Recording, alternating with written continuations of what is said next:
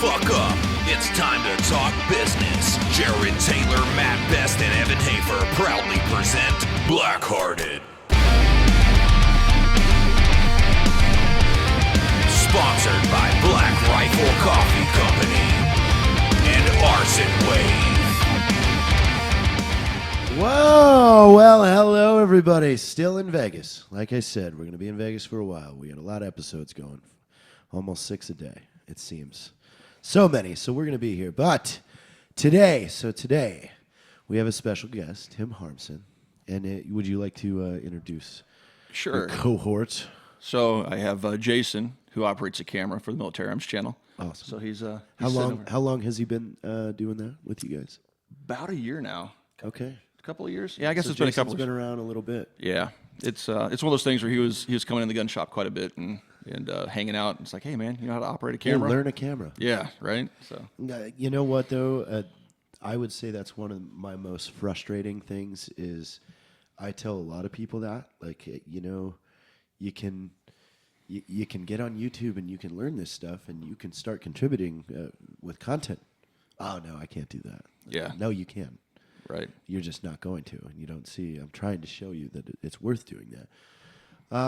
So the other boys, you know, are in meetings. We're all in the Four Winds right now, so it's just me, Tim, and Jason today.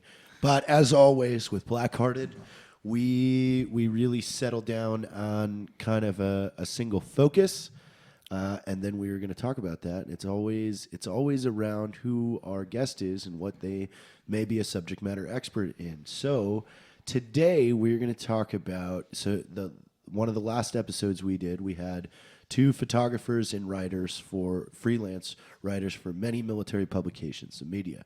So today we're going to talk about being the person that monetizes a media outlet. Okay. Not searching with those other guys we were talking about, telling business owners how to search out and find ways to get press on your product or onto what you're doing. Whereas with you guys, you're going to tell us about how you turned being the media outlet into a job. Okay. It's an interesting story. That's actually kind of cool, man. So, Beautiful. Yeah. Just scoot that one up on you just a little bit more. And then, Right here? Yeah. Oh, let's okay. go. There we go. Go from the beginning. All right. So I always get asked the question, how did you get into doing YouTube videos? And I think most YouTubers will tell you that it's just it's by happenstance. You don't really plan on doing it. You just start doing it, right? It started for me with the firearms discussion forums, and I was posting pictures and comments about firearms I was buying. There was a shift. Like forums were popular like 2011 still. Right. Like, and now they've kind of died. And They're petering off. off. It's just Facebook groups. Yep. Facebook and even with YouTube, you have discussions that go on, and people want to be, involved in those discussions around that particular video. A lot of people, if you weren't around like certain, I would say niche markets, like because every niche market from the year 2006 to 2013 had a forum. Yeah. And had those forum moderators that were always just assholes. And everybody hated them, right? Yeah. It was always, you're not the expert. Yeah. Just because you own the fucking forum doesn't mean you're the expert. Right. What's funny is I even had a forum at one time. I had fullauto.com. I did too. And I tried a different approach because we all hated the moderators. I left mine unmoderated just as a social experiment. And predictably, it went south quick. And so one day I just came in, and back in those days I was still drinking, and I just came in drunk one night, and I saw all the chaos, and I just said, that's it. I pulled the plug and just put it in the closet, and everybody's like, what happened, man? What happened? And I said, social experiment over. I don't have time for it. Yeah, I moved on. That's generally what forums were, though, arguing. Yeah. Well, that's all they're. That's what they're for. It was 90% new people asking questions with 10% of the forum regulars telling them to use the search feature. Yes, exactly, man. It's like you have 2 posts. Oh, great post, noob, and then everybody assumes the new guy is a troll, right? So if you show up as a new guy and you're just like, hey, man, I just bought this new M&P and I really like it. Oh, shill, troll. Oh, troll. Yeah. Trying to get to the post count. Real friendly group. So that's why they don't really grow so well, is because they run off all the new users, and God forbid you're a female. I mean, if they come on there as a female, first they think you're a guy acting like a female, and then if they find out you're really a female, then they start bombarding you with, could you have pictures of your armpits you can share? All right, so let's get back to that story. The original story. So Yeah. I started doing short video clips instead of taking pictures and posting, little commentary around the firearms I just got, because I'm a horrible collector, meaning I have a horrible addiction, easily one gun a month. And so I've been doing that for many, many years. And I decided, what the heck, let's do a short video. It'll save me some time. So I shot a video, posted it, and everybody's like, man, that's really awesome. Do more of those. And slowly, I'd post one every couple of months, every month, every week, every 3 days. And here we are 8 years later. And, it's just taken on life its own. And getting to the monetization thing, when we first started doing YouTube 8 years ago, almost 9 years ago, it was kind of a prestigious thing to be picked up as a partner, right? That means you could monetize. I remember that was like a big deal. Right. So before you're just doing it for free and for fun. And then if you had the ads playing in front of your video and you also got a little channel icon, which was special, and you got all this cool stuff, you could customize your page because you're a partner now. And you actually made pretty good money because it was kind of controlled. They wanted to make sure you produced regular content, good content, and they even let us in with firearms content before they started giving us a hard time for that. And so I became a partner, even got a little plaque to hang on the wall. And the money was fairly good, even though the subs and the viewership was relatively low. But then later they opened up the floodgates, and anybody with a cell phone that could post a stupid cat video got a Chevy commercial in front of it. And so where we used to see ads playing in front of every one of our videos, we started seeing ads rarely playing. And if they did, it was just the little banners that pay almost nothing, never the really good stuff, the Chevy commercials. And so we had to look at other ways to monetize.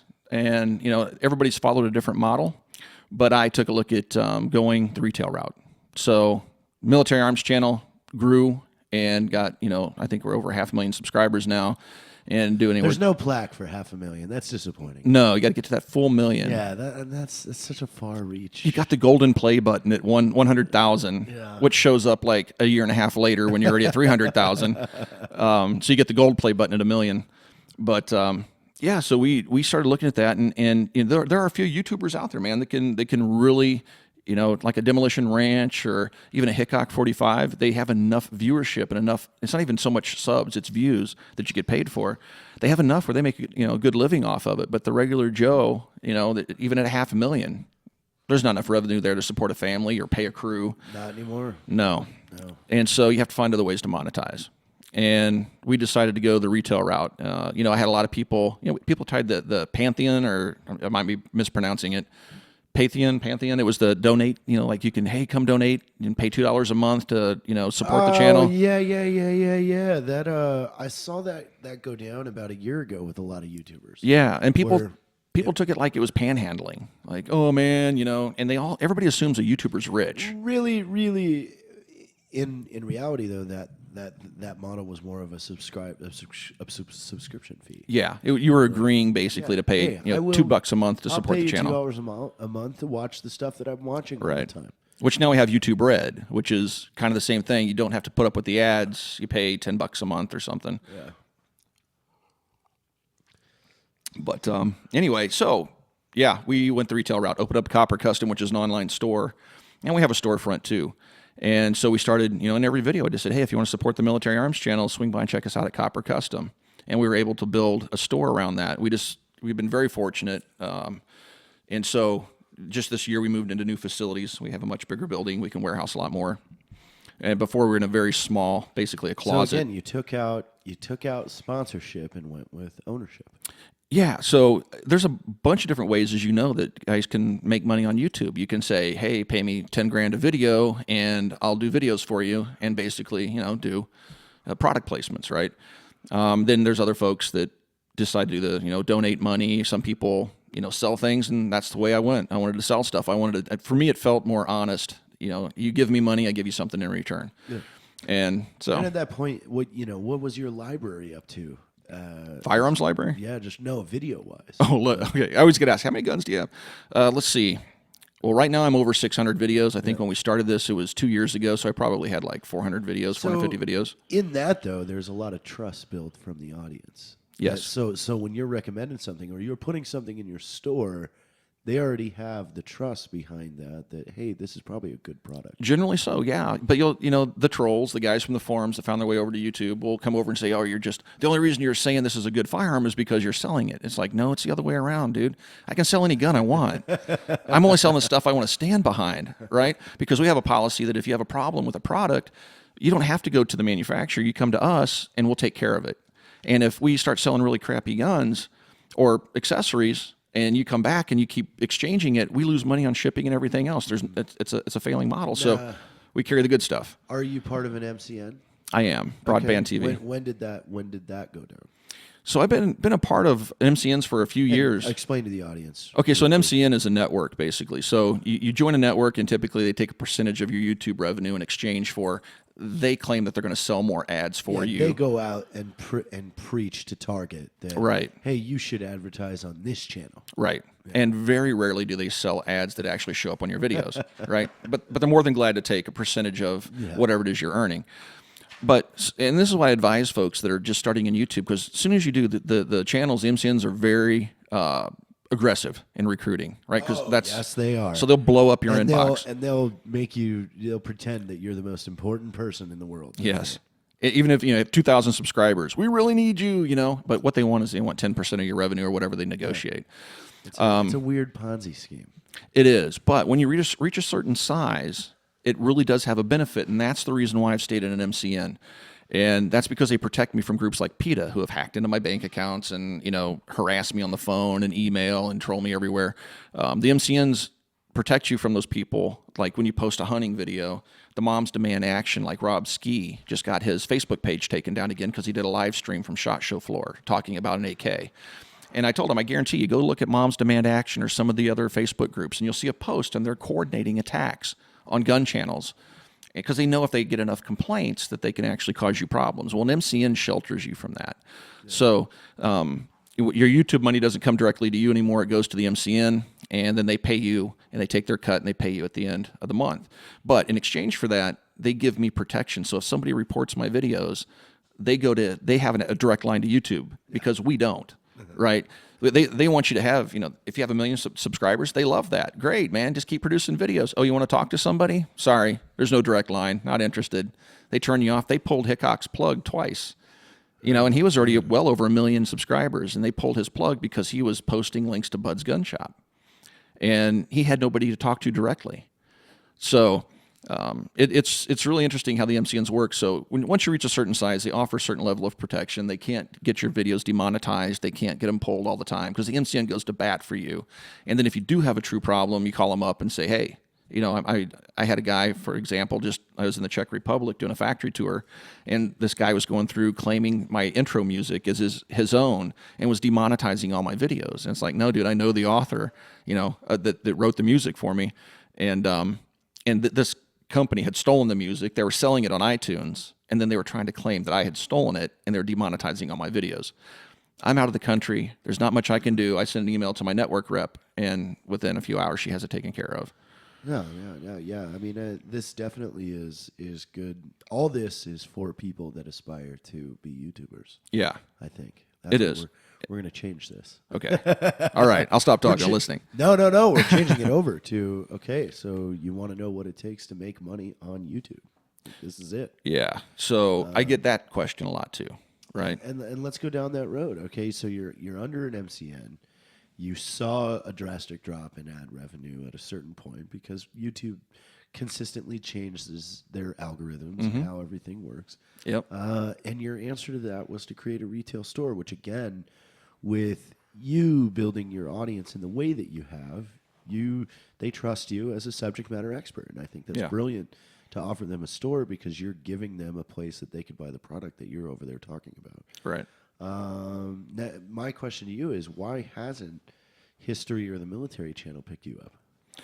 I've been approached by Discovery several times, but and I know friends that have gone that route, and I don't think he likes talking about it, so I'm not going to bring up a name, but there's a big YouTuber, a prominent YouTuber that got a show with Discovery, And the contracts, I have several contracts. And when you look at them, they want all sorts of stuff. First of all, it's not guaranteed you're actually going to get aired, right? So it's not really Discovery reaching out to you. It's a production company. In a development deal. Right. Which is and they want 10% in perpetuity of everything you ever earned that has your likeness or your logo.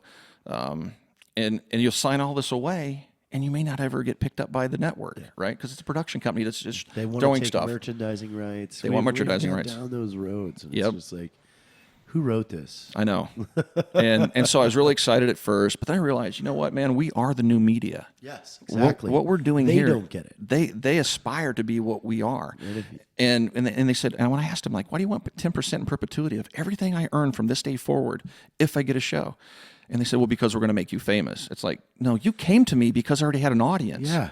Right? No, you're not. Right. You're not going to give me anything I'm not making for myself. And I also know a lot of guys in the writing world, in the broadcast world, and they all know the same thing. We need to get into the digital space, and they're trying to figure out how.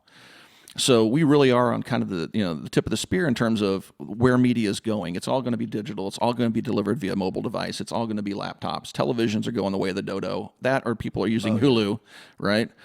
How many times has anybody here taken the phone book and actually looked up a phone number? We just don't do it. No. We don't. How many people are still memorizing phone numbers? Yeah, right. I don't even know. Half the time, you don't even know relatives' phone numbers, right? Because they just, hey Siri, dial so and so, and you don't even know, man. And so print is going away. We saw Harris Publications fold up. Yeah. Because people are not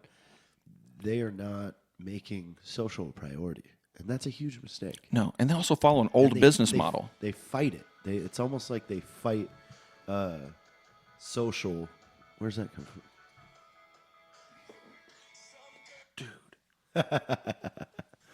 And I nut tapped it's like it. we're having Siri problems right now. That's what you did. You just told her. You just told her to play music. 1 second. But what it is these companies or these guys that I don't even know what it's doing, man. Here, Yeah. take that out of the room. Just go set it over and let the battery die. I killed every application. The thing's still going. I love digital, man. Yeah, it's yeah. like, there thanks. you go. So they fight it instead of embracing it, and then Yes. and then instead of finding a qualified expert to manage and operate it, they just tell somebody randomly that they're going to be that person, Right. and that's a mistake I keep seeing Yeah. made over and over and over again. They don't respect it, and what's going Right. to happen is in 2 years, companies and even big companies are going to see hurt for the first time. Yeah. Because traditional advertising, traditional marketing, and traditional media no longer is going to work for them. It doesn't produce. And they are way behind the power curve getting into social. They're stumbling through it. You'd be surprised. You wouldn't be surprised, but some folks would be surprised at just how inept these companies are that have deep pockets. They could afford to build a social presence and bring in subject matter experts and start to migrate that way, but they're just not. They're holding on to the past. And one thing I want to say is that the companies themselves that are doing the advertising are having to evolve as well. Because somebody like myself, I can go through a laundry list of companies that are mad at me because of my honest opinion. Ruger, Sig, I could go on forever of these companies that I've said something that wasn't flattering about their product, but they have no control over me, right? In traditional media, if you're company X and you're spending $30,000, $40,000 a month on a full page ad and the editorial is unfavorable to your product, they can threaten to pull the advertising money. Exactly. So that's the reason when you're reading a gun never get magazine, truth. you don't. Every gun magazine, if you read them, it's all sunshine and rainbows, right? Oh, this is the most beautiful thing in the world. Take the Remington R51, for example. There was the bloggers and like myself going, guys, there's something wrong with this gun, right? I knew that at SHOT Show when they didn't have them at Media Day at the range, but they had 10 of them hanging on the wall back at the show. It's like, why weren't these out being shot? And I remember blogging a post saying, I think there's something wrong with this gun. And then when they get it to the market, the thing falls apart. And then we all start talking about what a piece of junk it is. The print magazines are saying it's gun of the year.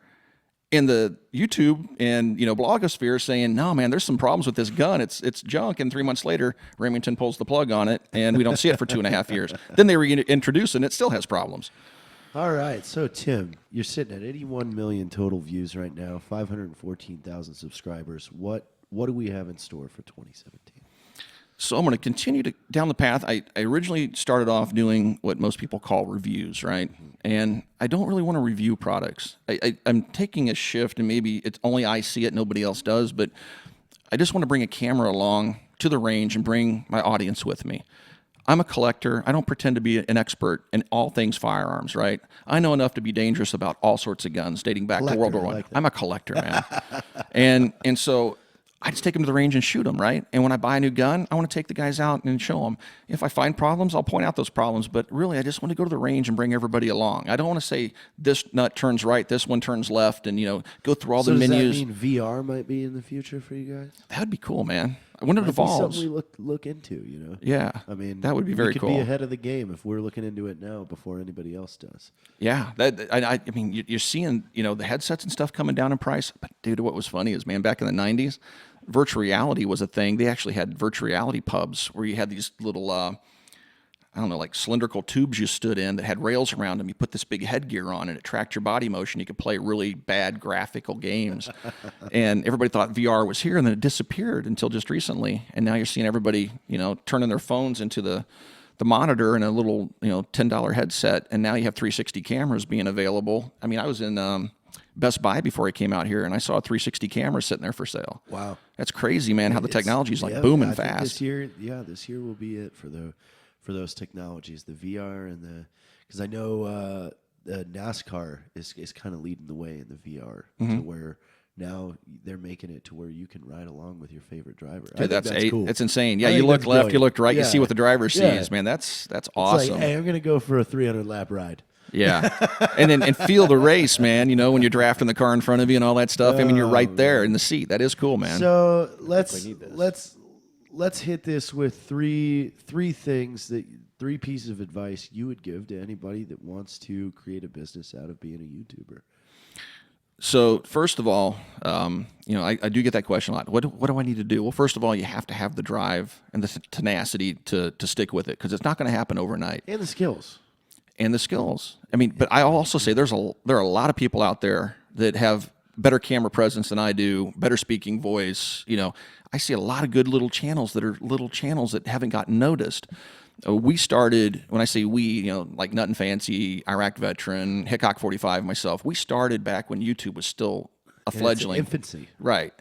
And so we had it very easy. If we started doing serious gun content, we got an audience very quickly because we were the early guys to the game. Now, walk around SHOT Show, walk around Media Day, and everybody has a camera, everybody has a domain name, and everybody has a YouTube channel. Daily, there are hundreds, if not thousands, of people getting into the game now, thinking they can do the same thing, and they can, but you have to do something to differentiate yourself, right? And you have to know how to market yourself. You have to know how to build relationships.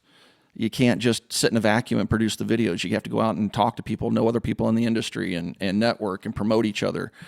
So that's what I would say is be, very tenacious, stick with it. Even the first year, man, you may not see the growth you want, but stick with it.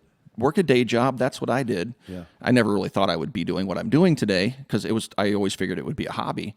But once it reached that critical mass, I decided, man, here's the time to jump ship and actually take this serious. So make sure you have a steady job, try to do the YouTube thing. And the other thing I would say is good lighting, good content. I've chosen the path of, family friendly, brand friendly. So in video, I don't cuss, I don't show questionable things, but that's my path, man. You can do the other things. You can go the Demolition Ranch path, man, where you're sticking 50 caliber rounds in microwaves, and people get a kick out of that. And he's grown much faster than me, right? So, but I've taken the serious content path. It's shock value over there. It is. It's entertainment. And the user is different. The user that wants to see a 50 cal round inside a microwave. Yes. Is different than the person that wants to see an in-depth review on one of the products. And as an advertiser, you have to take a look at that too, right? So you can't just look at views and subs and say, oh yeah, I got to get something on that channel, man, because they're huge. No, I want to know what kind of people are watching this. What's your demographic, right? So I have a very big military law enforcement following and gun collector following, because I typically keep it serious. We screw around a little bit. We definitely screw around a lot when but that stuff gets left on the editing floor.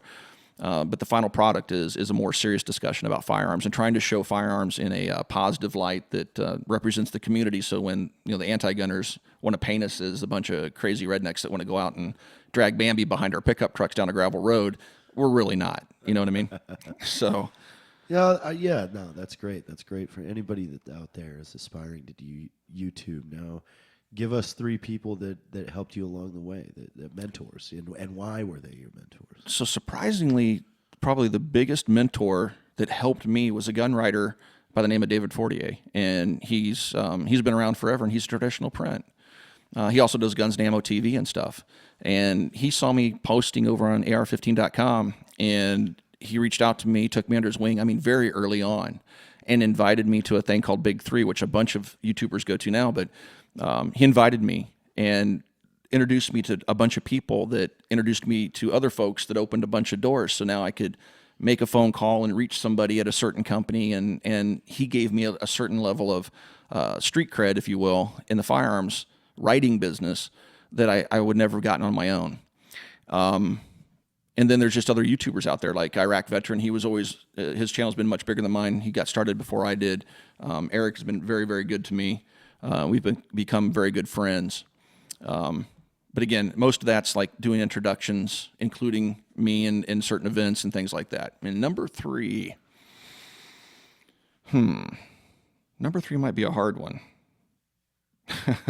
Yeah, A lot of it. I was thinking Richard Ryan too.